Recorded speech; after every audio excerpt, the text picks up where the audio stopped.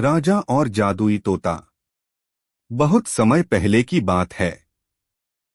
राजा आदित्य नाम का एक बुद्धिमान और न्यायप्रिय राजा था। उसका राज्य हरे भरे जंगलों और खुशहाल लोगों से भरा था। लेकिन राजा के मन में एक चिंता थी। वह जानना चाहता था कि उसके मंत्री और प्रजा सच में ईमानदार हैं या केवल डर के कारण उसकी बातें मानते हैं। एक दिन जंगल में घूमते हुए राजा को एक चमकीला तोता दिखाई दिया। उस तोते की आंखें लाल थीं और पंख सुनहरे रंग के थे।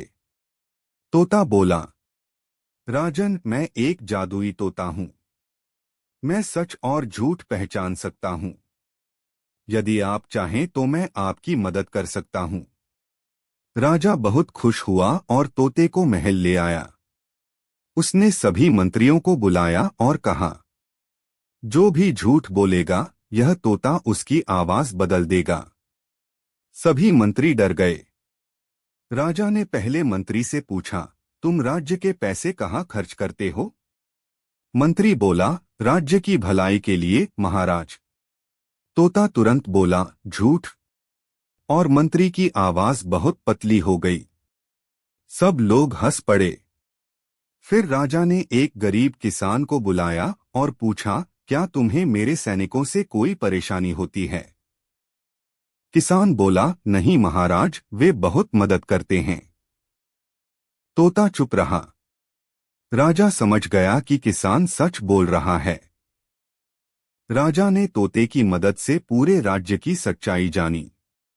उसे पता चला कि कुछ मंत्री बेईमान हैं, कुछ अधिकारी प्रजा से कर ज्यादा वसूलते हैं। राजा ने उन सबको दंड दिया और ईमानदार लोगों को सम्मान दिया।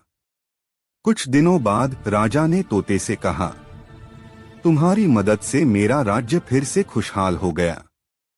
अब मैं तुम्हें आजाद करता हूं।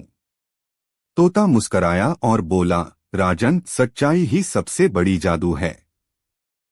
उसे कभी मत भूलना। यह कहकर तोता आसमान में उड़ गया। उस दिन के बाद से राजा आदित्य अपने राज्य का शासन और भी न्यायपूर्वक करने लगा।